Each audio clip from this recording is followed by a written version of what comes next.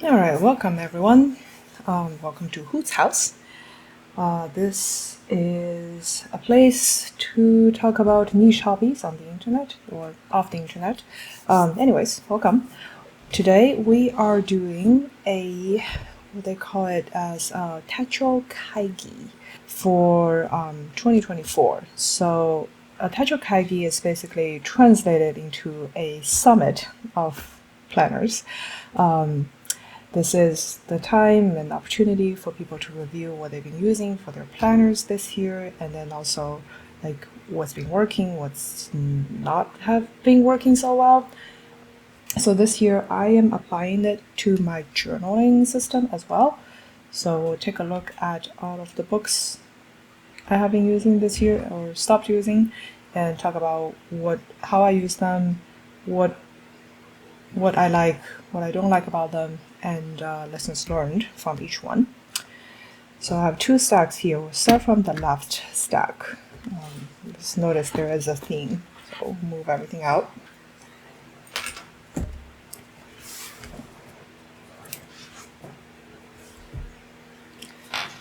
So this is the Sterling Ink 2024 N1 Horizontal Compact. Anyways, it's a mouthful. The cover on it is a DIY. I mean, it is a original travel notebook cover, but then I added the front pocket, I believe the back too.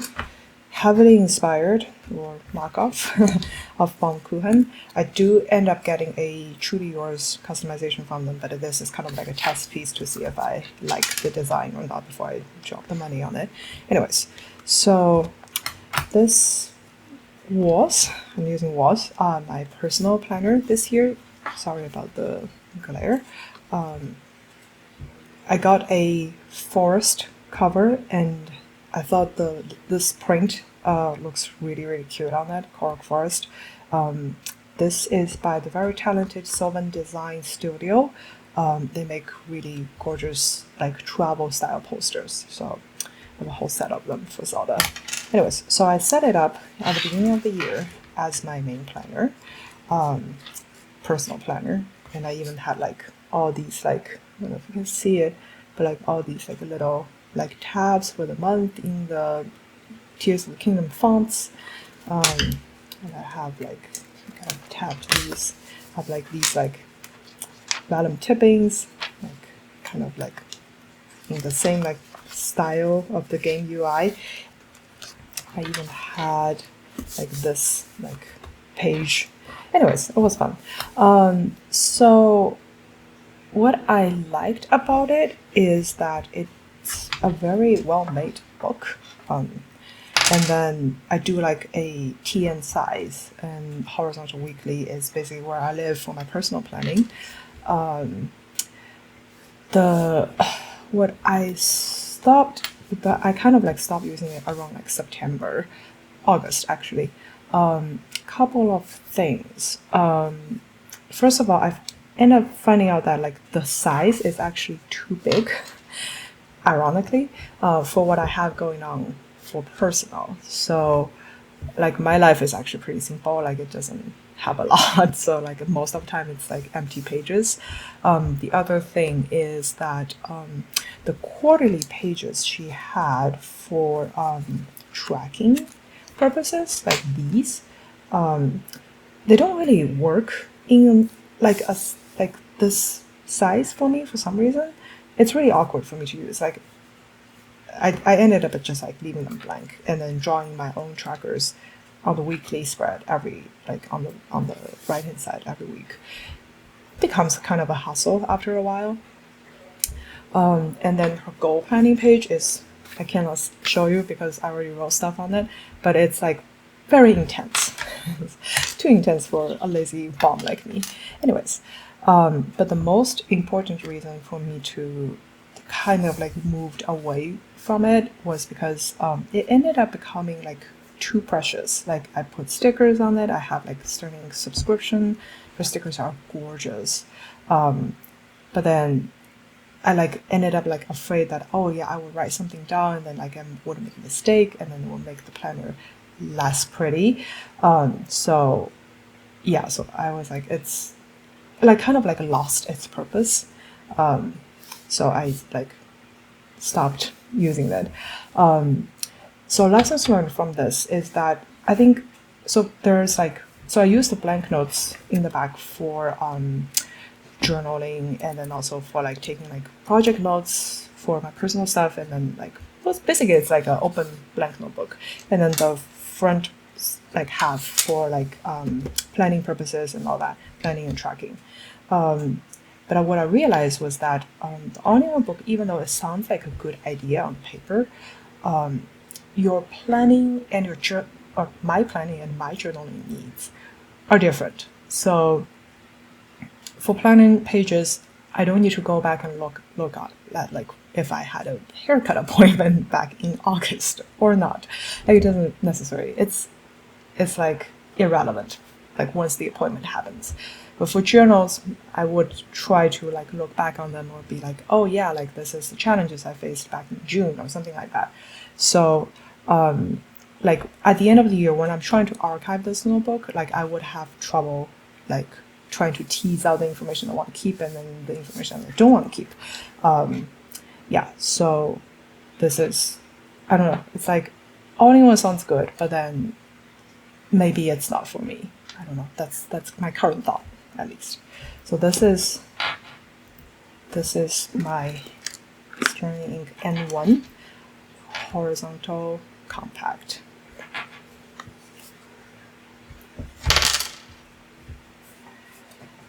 And this is another, actually, Sterling Ink.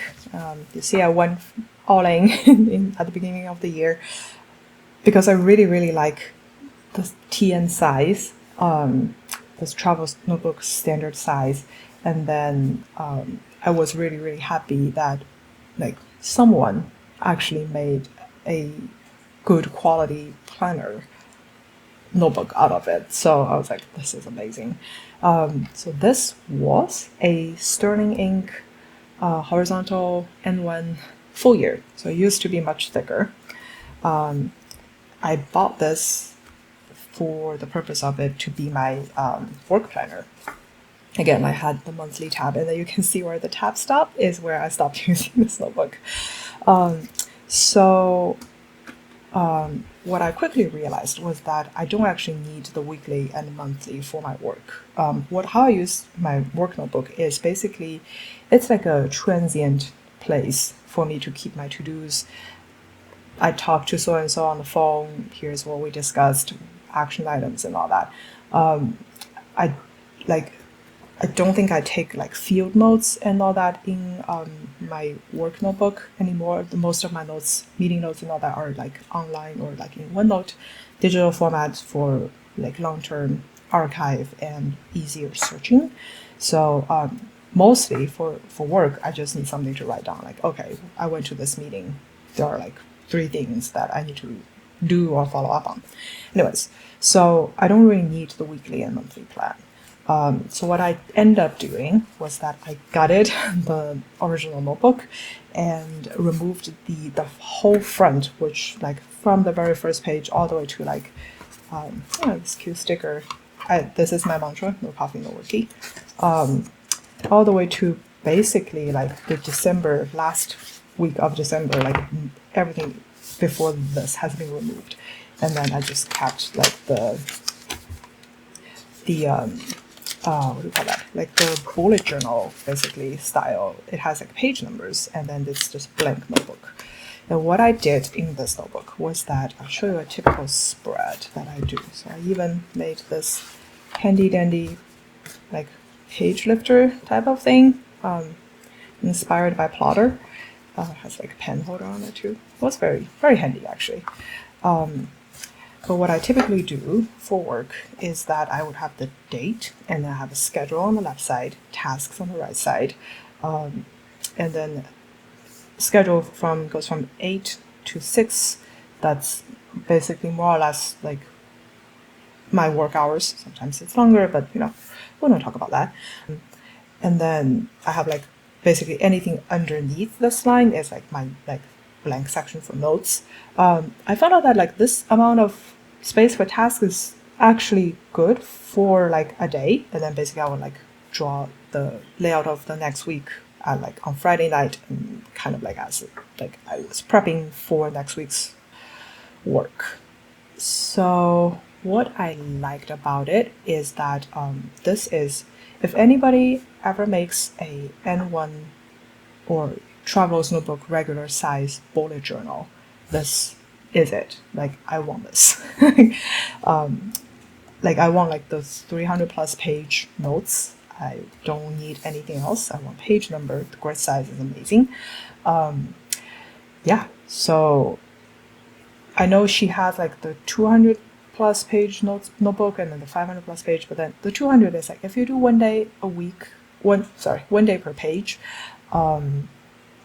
like I was afraid that that notebook would not have enough pages for me to like, in case I need to take it to the field or take meeting notes in the back, like that notebook would not have enough page. But 500 is again like way too bulky to carry around from Monday to Friday. So the dislike, sorry, I completely digressed. So that's the good thing. Like it's like a perfect bullet journal in traveler's notebook size. Like this is amazing. It packs, because how thin the paper is, you can pack a lot in like the like a certain thickness, right?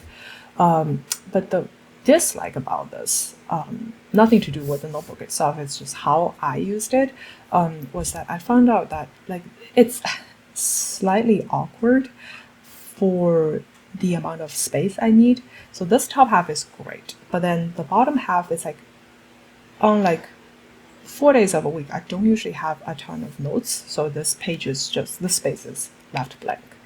But maybe 1 or 2 days during the week, I would have so many calls, so many meetings, and then I quickly ran out of space here, so it's too big when I have nothing going on or don't have a lot going on. It's too small when I actually do need to take extensive notes when I'm on the call with someone or like in a huddle. So yeah. And then the other thing is, of course, again, like it's a bound notebook, and then if I need to add in any notes, it's like requires me to type it in, find a piece of paper somewhere else. So yeah, it just, the flexibility of this is a little bit low as well.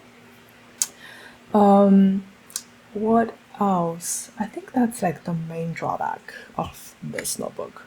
Still love it though, amazing. Like again, like if somebody is watching this taking notes, like make a traveler notebook size bullet journal. So given how many people have cut down strategies and all that, like I think there is a market for like a 300 page TN sized like blank notebook with page numbers.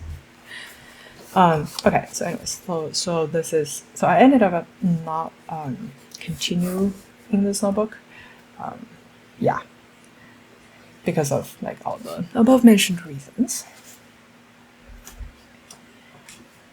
So that's basically my planners or regrets in the planner section. So now we dive into the journals that I actually didn't use.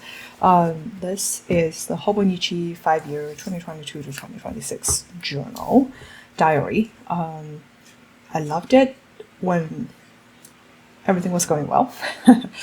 Like it's like 5 year, you look back like on the year before and they're like, oh yeah, like last year we did this fun thing, or like you said this really cute thing and all that. But I think somewhere around last year, there's like I have something going on personal in my life. So back then, I made the unfortunate decision that I'm gonna be honest to myself and then document it in my 5-year journal.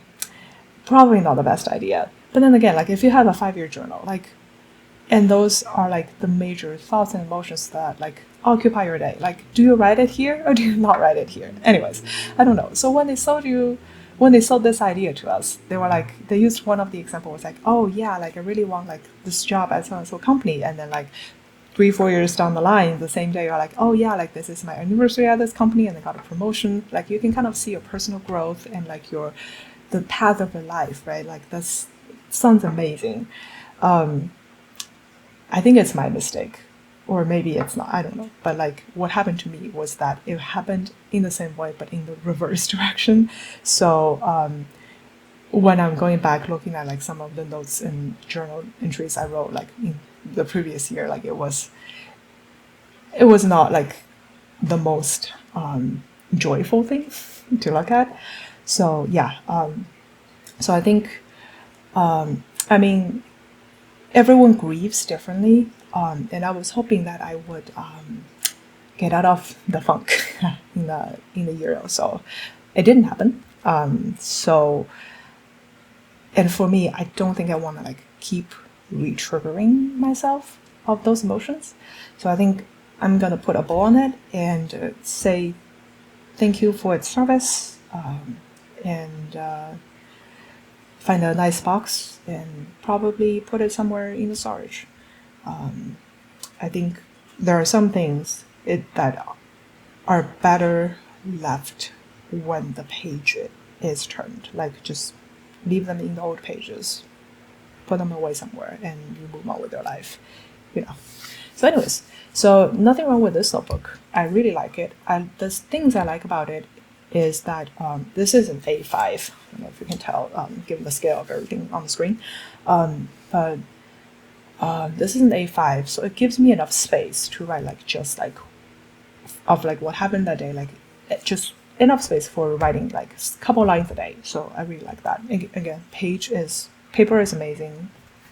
Like it's like really well made. Okay, I really love it. Oh, we didn't talk about lessons learned. I think lessons learned is just that be aware of what you write in your journal, especially if you will constantly looking at it years down the line. Yeah. All right. So next up is my morning page notebook. This is a Sterling. It's her like older like Gen 1 N1 notebook. I think I bought this on sale. Yeah, it's like the pink version. You can see the binding of it is like a little bit. I think that was like some people were complaining about that. Like it's the binding of the notebook. You can see where you like how it will warp a little bit as you use it. It's not a big deal for me. I mean, it's a notebook. Like what kind of test do you need it to like withstand? Yeah, but again, like it's mostly personal thoughts and all that. I tried morning pages for a while. I do have lessons learned from that as well. But overall, just like for this notebook to serve its function, it's great. Like it's a notebook. Yeah, so I'm still using this one. The previous three that you've seen are being shelved. This one is still in use, not in significant substantial use, but anytime I need to do some burn dump, I need to do any like just like any form of like random like thoughts, journaling about my thoughts, feelings, I come here, write them down. The question or a potential issue that will come up later down the road is that once this notebook is filled, I will need to figure out how to destroy it because those pages I'm not gonna keep. Like I'm not gonna keep my morning page pages. I think if you actually read the book, I forgot her name, but the artist who wrote the morning page method, she was recommending that you don't need to look back on the morning pages. It's just there for you in that moment, and you move on once you write them down. So anyways, so I wrote them down. I don't know what to do once this is filled, but we'll figure that out. Paper shredder, I heard, works wonder.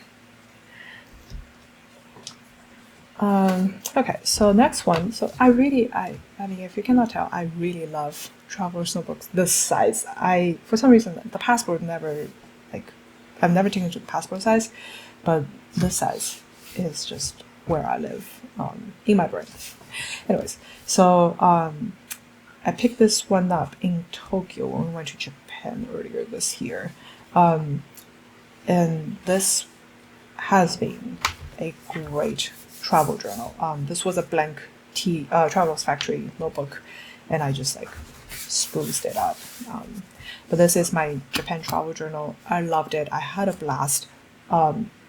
I could be biased because the trip itself was super, super fun. But I feel like this notebook as a travel journal is great. Like they really know what they're doing when it comes to travel journal. I've never done one before. This is actually my first one.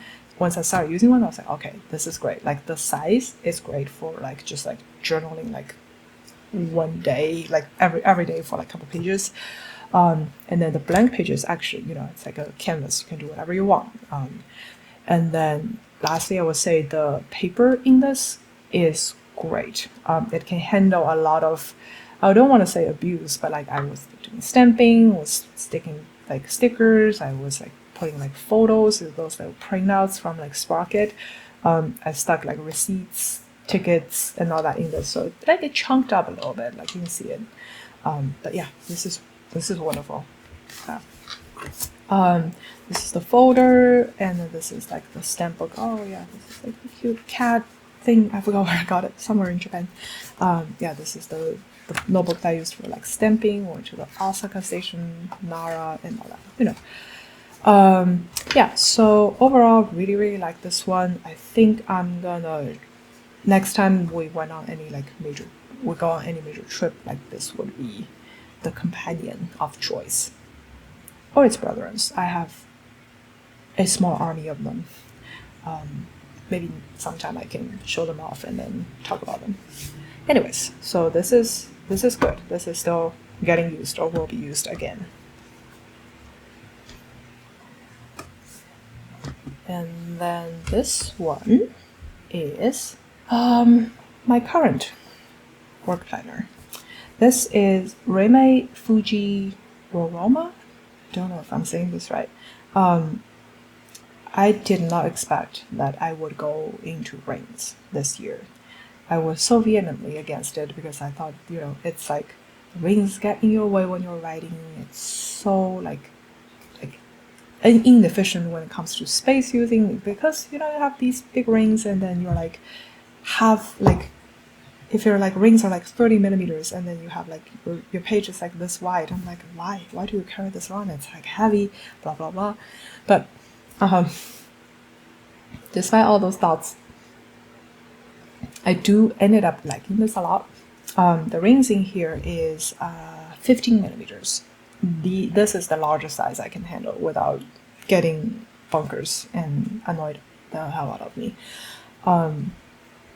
It's a personal size, or Bible size, however you call it. And then I've been using it for a while, a couple of months at least. I want to say, honestly, I seriously moved in here like June, July, around the time I stopped using my other work notebook. Yeah, I purchased this from Yoseka Stationery. Yeah, it's like your standard ring planner. It has like 3 pockets here, a pocket here, has like your ring protector, has like 2 more pockets in the back. I do really like this. So this is a adjustable pen loop, so if you don't use it, you can put it back. I do use it. I use it a lot. I have my trusted Jetstream pen in this. Jetstream Prime, I believe this one is. I tried using fountain pens at work. Lost 2 Lamy Safari caps. 2. Yeah, so I ended up using pens that I care, but like don't care that much.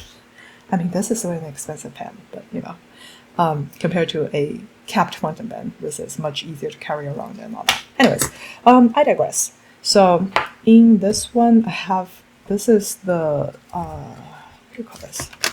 Lifter that comes with the planner itself. I took out all the original insert, putting in my own. I think this is the only quote unquote layering happening in this planner. This is like a copper foil. I got this from Etsy shop, Sandy Young, I believe. I will link her store down in the description. and anything else that I can't remember where I got them, I will link them. Yeah, and then this is I think I first saw this on Etsy. It was like a glass decor of some sort. Anyways, I found the quote really funny and accurate, so I put it on my work planner. Kind of just remind myself what I do. Anyways, so I made the dividers myself using vellum, and then it's basically like just like future log is like where monthlies live. Monthlies and daily, it should be weekly and daily, but anyways, daily pages. This is the main section where I live, have collections, kind of like using the bullet journal section headers. Collections is just like notes, lists, and all that, and the references, like references like unit conversions, graphs, like things I need to reference pretty frequently when I'm doing work. Chemical compatibility charts, I don't know, reference. Inbox and outbox, I don't use them at all. I made them, so I'm keeping them. So the format of this basically is the same. So this is my monthly. It's not even like a month on 2 pages. It's just 1 page, and I'm like, okay, if I have holidays or day offs or whatever's all right here. I don't usually reference this, I will be honest.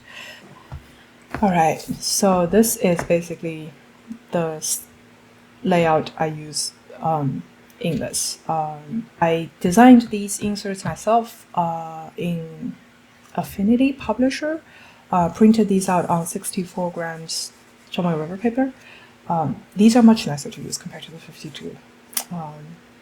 Yeah, I do have the 52 gram TRP insert from Sterling Ink because at some point I think I got tired of printing and punching, cutting my own inserts. But anyways, so I have the date up here. I have a weekly overview that again I don't use. Like for work, I live in the daily sections. I just, if I know I need to do anything, I just flip to that day and then write it down.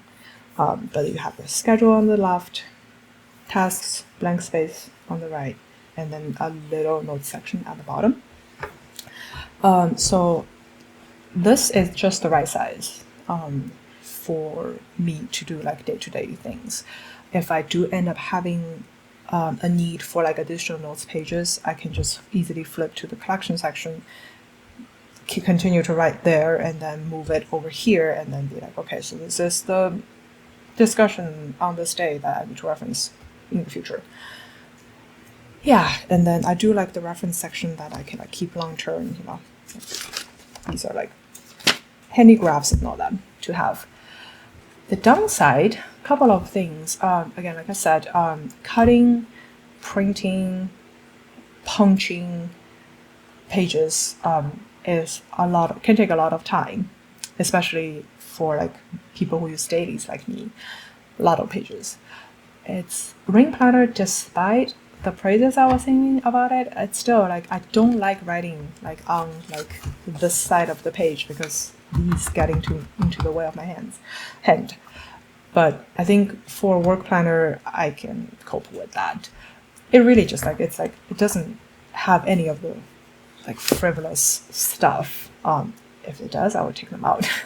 It's not fancy. It's not like you have like use it with fancy pens. You use stickers, decorations. It comes to work and it works. So yeah, that's all I need from it. So I think from this planner, what I learned is that for planning purposes, for to-dos, for like you need to write like there's a meeting going on next Thursday, so I need to prep things on Wednesday, get slides ready by Tuesday. Anyway, so for those things, ring planners is great because at the end of the year, what I'm gonna do is I'm gonna get like one of these like folders and I'm just gonna stick all the pages in here. Like it already has some. Yeah, and then just put it on the shelf. And I can still keep my reference or keep any like important meeting notes in this, carry it with me. Like if we have like stuff in December that I need to carry over to like next year, this, I can still do that. So that's my current work planner. I think I'm gonna continue to use this next year. It also like just looks really, really nice. It looks professional, appropriate, but like also with a little bit of personality and character. So yeah, and also like when you go to big meetings, you take it out, it doesn't take up like the whole desk, and then you have to find space for your laptop. Like this is nice and compact. Lastly, we have, this is not a plotter. This is a knockoff plotter made by me. The cover leather is Butoral. The ring mechanism I found on Etsy, and then I basically made a leather cover binder. What I do like is their what do you call these, like pen holders, and this page lifter was from Knox. It's a brand that I don't think it's super popular here in the States, so maybe next time I can talk about them. I have like one ring binder that I picked up in Ginza, Italia, so like, oh, maybe we'll show that off. Again, cat sticker. Why? Because it's cute. So this is my personal planner. I carry it every day with me. Go to work, go get groceries and all that. Like this is like my like. It's a throwaway, throw around planner, but it's nice. I have the same pen. Again, I like by Jetstream Prime. The inserts here are undated horizontal weeklies from Knox. This is another plotter writing board thing. Yeah, they're like 2 millimeter grids, very small, but you can easily turn them into 4 millimeter grids if you just know how to write along the lines. Yeah, again, like horizontal weekly is where I live, and this is kind of like a mini version of the traveler's notebook. That's why I like it. Yeah, but then it's the right size. Like it has just enough amount of space so that I don't feel like I'm wasting paper every week. So this is like my plan section. The second section is like my journal and tracking section. I can't really show you again journal, personal stuff, but it does have the plotter grid insert. Their grid is much lighter than the Knox one. I prefer the Knox one in this case actually. Some to-do list, again from Knox. I did some shopping, you can tell. A simple tracker that I try to do, see if I can make it work. I think I will just need to print out my monthly one. Something like this. Yeah, like, it doesn't really have, I have maybe one more insert. This is actually really, really nice. This is the Knox insert. Kind of remind me of, oh my god, composition notebook, like this margin. This margin is actually really helpful, and this paper is actually very nice and thick. Yeah, so this is a personal planner. Again, like I'm not precious with it. If I wrote something wrong, I'll scratch it out. Yeah, and then it's not like a thing that I'm like, oh yeah, like what if like I wrote like I had typo or I need to like cross something off. I'm like, yeah, just do it. I don't have any stickers, next to no stickers in this. Yeah, again, it's just functional. Like that's all I need. I needed to remember my appointments. I needed to remember my to-dos so that I don't need to remember them. And it works in that way. So yeah, so I think lessons learned from this year is that I probably should separate my planners and journals based on the different functions I need them to perform. And then also like archivability. I don't think it's an actual word, but the ability for me to archive them once I'm done is also very important. So I'm slowly setting up my 2025 planning system. Maybe I can share it here once I'm done, like applying the lessons learned from this year. If you stayed all the way to this point, you are an amazing human being. Thank you so much for your support. If you want to share in the comments what lessons you learned this year from your planning system and journaling system, what you plan to use next year, so that we can all have a little bit of discussion with each other, that will be great. Otherwise, I will see you next time. Bye now.